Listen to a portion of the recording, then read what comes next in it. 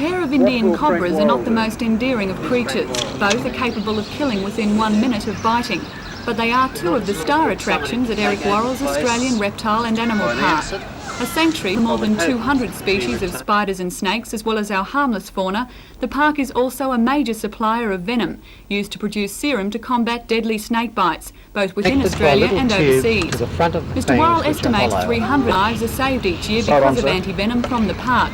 This, however, may change, as financial reasons are forcing him to put the distinctive Gosford landmark up for auction. Mr Worrell says Australia's future supplies of anti-venom may be threatened by the sale.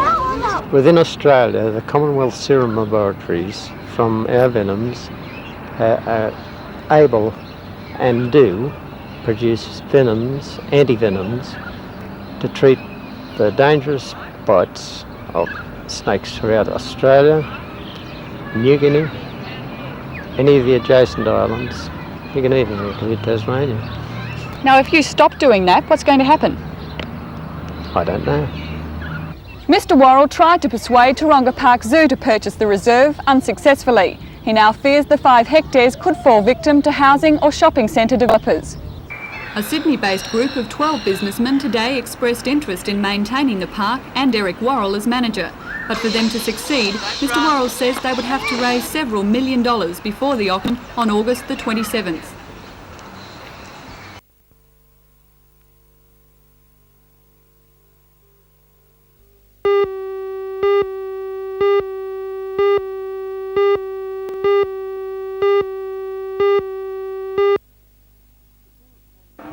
The poorer quality of the yard, plus a sale of 2,000 head at Gunnedah on the same day, was thought responsible for the fall in values. Prime young cattle still made a good inquiry, but as with lines of steers and bullocks, sold 2 to 3 cents easier. Fat cows were slightly cheaper again, although export types were dearer. However, with the Maitland and Singleton sales fully firmed to stronger, the Scone result could be viewed as but a hiccup, and that's what agent John Alexander hopes next week's sales will prove it to have been. He feels the market for prime young cattle is set to firm. I think we probably could see even a rise in the market, because we see feedlot operations are just slightly easing. The numbers are coming back. Pasture-fed cattle, there is a few cattle coming off crops now that are quite good cattle, and we should see, really, for this time of the year, the way the weather is, we should see a market that is going to rise by another 2 to 3 cents and pick up that shortfall that's happened here today. Well, you're talking about the weather. It's pretty brisk here today in Scone. Are restockers backing off in case the season doesn't break this winter? Yes, although we've had very good rain here in the Upper Hutt, and I think a couple of weeks warmer weather will put a lot more confidence back into the store job. We'll see our local graziers go in and actually buy and try and fatten a few more cattle.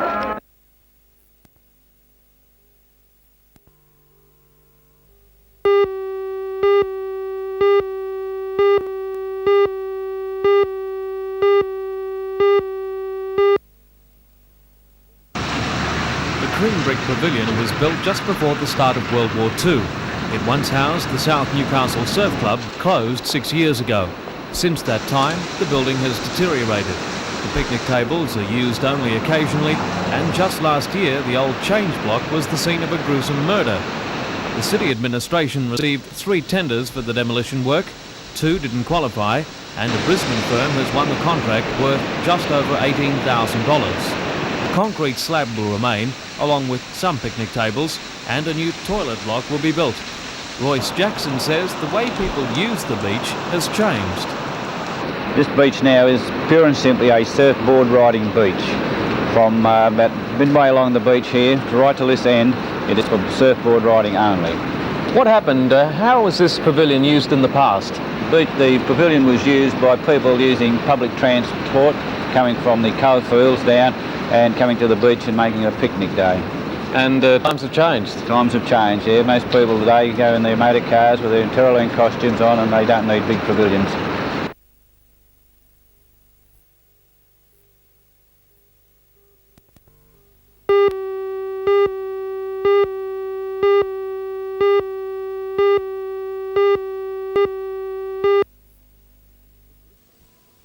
The group believes that ANZUS does not guarantee our defence and security. It says it's a nuclear treaty tying Australia into the arms race. The group has called for frank discussions on new defence strategies, which will maintain our stability but remove the need for nuclear weapons. The booklet provides information gleaned from newspapers and other books and gives the reader a brief overview of existing defence policies. Richard Fletcher says the booklet should provoke debate. Because it's a discussion starter. It doesn't set out a definite position and say this is the way to do it. It really says here are the issues and explains them fairly clearly and fairly simply, and it says, how about this? Think about this.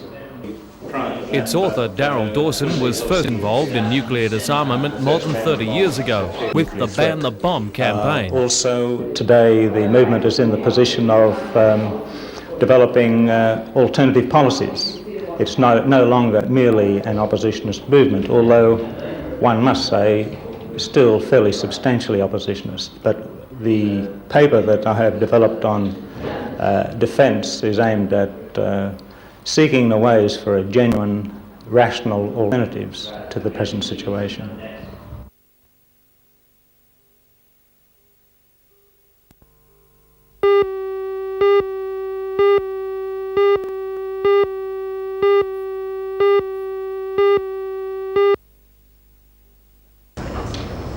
Karen Sullivan is 24. She's been with the police force for 4 years and in Newcastle for the past 2. Apart from clerical duties, she's been involved in active police work such as criminal investigations and arrests. There is no discrimination in the police force. A woman constable is just as likely to be called to a pub brawl as her male partner. There are 31 women working in Newcastle and more than 700 statewide. The force has a target of 1 in every 4 officers being a woman, but they're not applying for the job. Chief Superintendent Ron Walk says attitude change by some members of the force is required. Yes, a number of the more senior police don't see it as a job for women because they've got daughters the same age themselves and they see it as a violent situation and a job not really suited to women. But the facts don't bear that out. The women are indeed handling the job equally as well as the men in all circumstances. Have there been a large number of recruits or applicants for women police? There were in the early stage, but the numbers have fallen off over the last 3 or 4 months to the state where now we've got virtually no women on our waiting list. But what about positions where there could be a violent confrontation? I don't think the women object to that. They know what they're coming into. Women are pretty tough. The nurses for years have handled all sorts of situations that perhaps cause men to faint. So I don't see that there's any problem in the police service for them. Good. Plenty of comment there.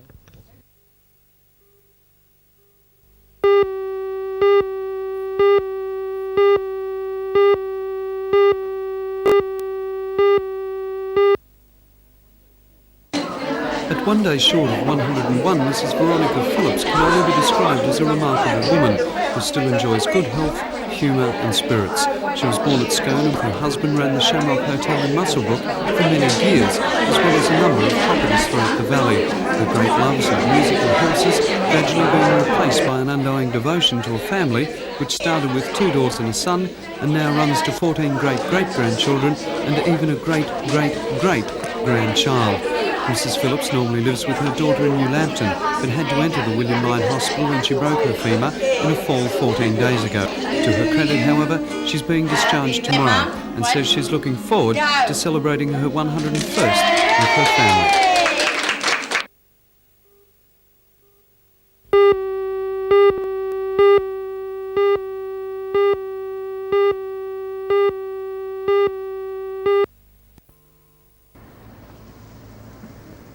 At about 7 o'clock last night, a man aged between 18 and 20, wearing blue jeans, a green jumper and a balaclava, walked into this liquor shop in the Newcastle suburb of Tyers Hill.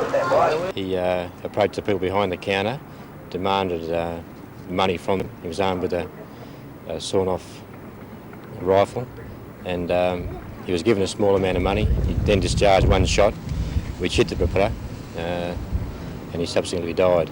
How was the fellow when he walked in? What kind of a mood was he in? He seemed reasonably agitated at the time, and he ran out of the store and into a laneway, and that's the last that he was seen of. Killed was 62-year-old Gordon Leggett of Jesmond. His wife, son and daughter-in-law were in the store at the time, but no one else was hurt. This morning, the area was cordoned off as scientific detectives searched for clues to the killer's identity. And a 51-year-old man has died as a result of an attack outside the Big T Roadhouse on the Pacific Highway near Fraser Park. Police say Andrew Martin Connellan was travelling with his wife and was offended by the behaviour and language of some young people in the cafe. After a scuffle outside, the man drove himself home despite serious bleeding. He died at home on Saturday morning. Police today arrested two young men aged 17 and 18 from Nords Wharf. They've been charged with murder and will appear in Newcastle Court tomorrow morning.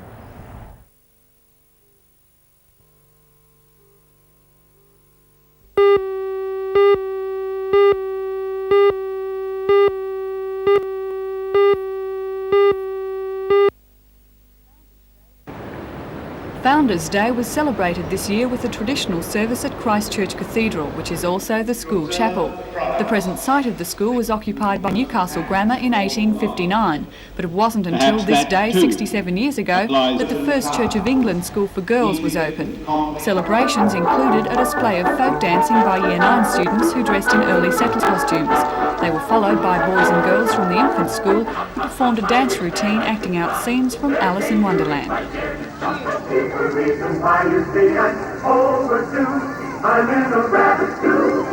But the highlight of today's celebrations was the dedication of 4 new classrooms by the school chaplain, Dean Lawrence. The new teaching facility has been named the Tyrrell Building.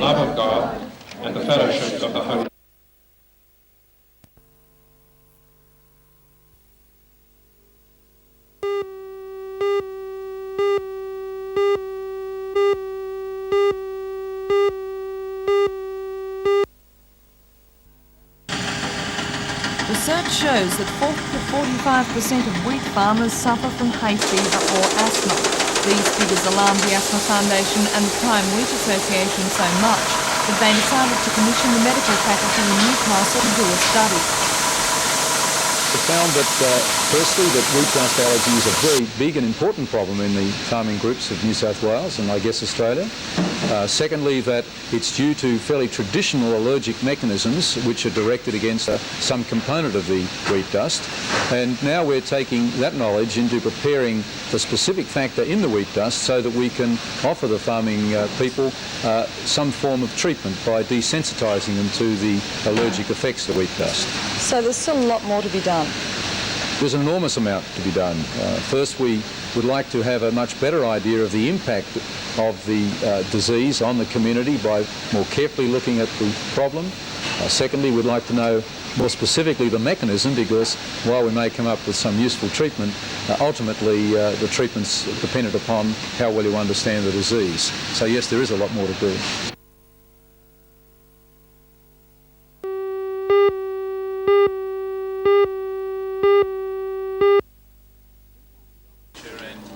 The $3,000 was raised by a variety of functions, including cake stalls, arts and craft shows and raffles, and will be used to provide furnishings and associated facilities for ward areas in the Martyrs Oncology Unit. The cheque was presented by the manager of the Exchange, Phyllis Gallagher. In accepting, the Chief Executive Officer of the Martyr, Ralph Watson, said 6 months have been spent so far renovating and improving ward areas for cancer work patients. you've done in raising this money. Watson said it was hoped also as you know, that the money is Newcastle's going radiotherapy service would be in operation by the end of the year, treating patients in Newcastle rather than Sydney.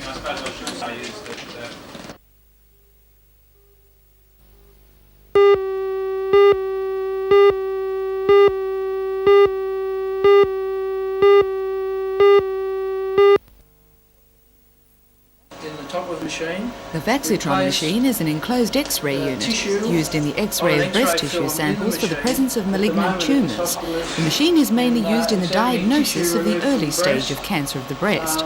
The Vaxitron cost $15,000 and had to be ordered from the United States. It's only the second of its type in the Hunter Valley.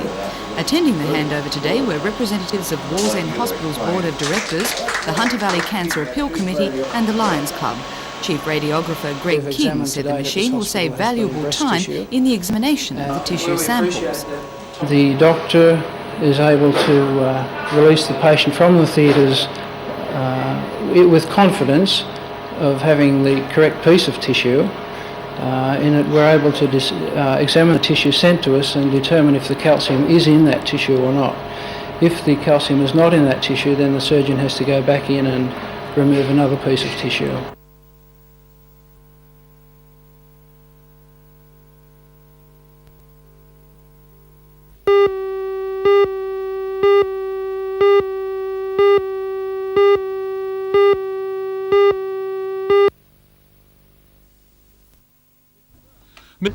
Mr Brereton was in Newcastle to inspect the sites of 2 proposed highways outlined in the Minister's Road Improvement Plan released in March.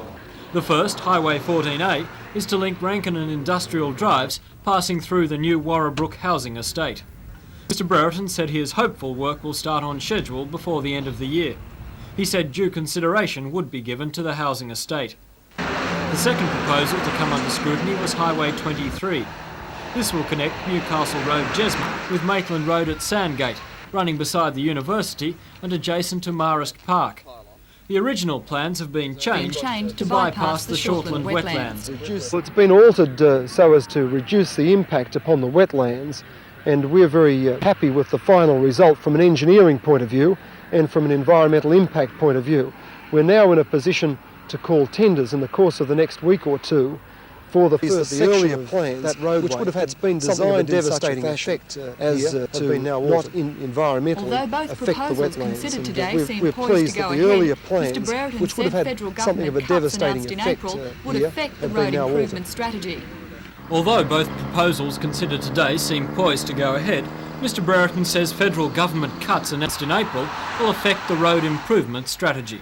Well, it's certainly made life very difficult for us, and it's meant that we've had to change some of our priorities. We're in the process of reviewing all of them, and we'll have to make some hard decisions as we go along. But I'm confident that we'll be able to ensure that there's a minimum effect here on Newcastle.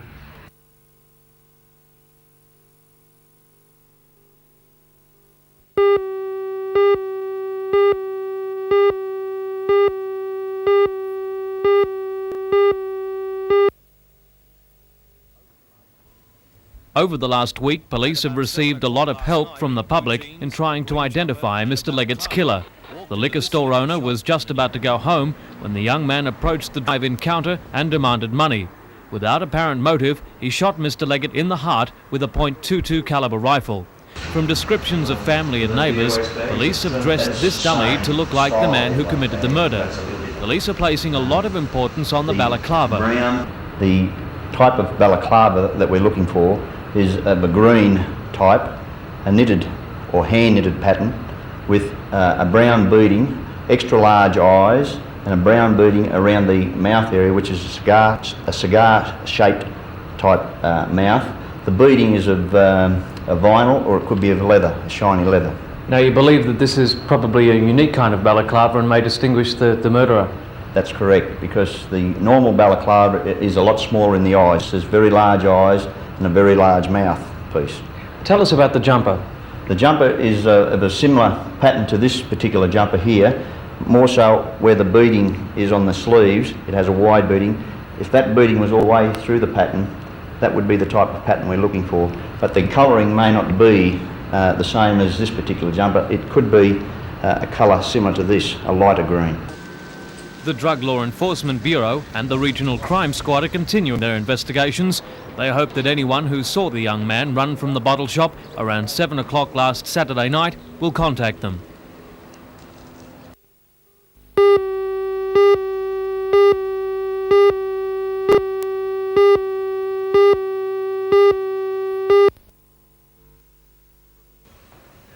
For the next 3 years, Paul Bevan will be working out of an office in the Civic Theatre, which is still one of the best venues in the region for musical performances. One of his aims is to increase the number of people coming to hear music in this theatre and elsewhere.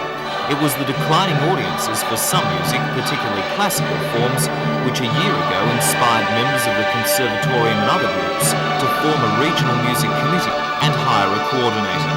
It's an idea that has worked well in other parts of Australia, raising the status and availability of music amongst the public. There are 3 facets to the project as a whole. First of all, probably the highest public profile would be publishing directories of the musical resources like teachers, musicians, organisations, as well as that publishing diaries of events, musical events going on in the region, in all facets of music as well, not only classical music of course. Secondly, there are a number of projects that may be initiated by this project. For instance, along the lines of music camps, workshops, masterclasses. And thirdly, to do some higher level research on the fluctuating interest, fluctuating expertise in different areas of music and different support from the community as well.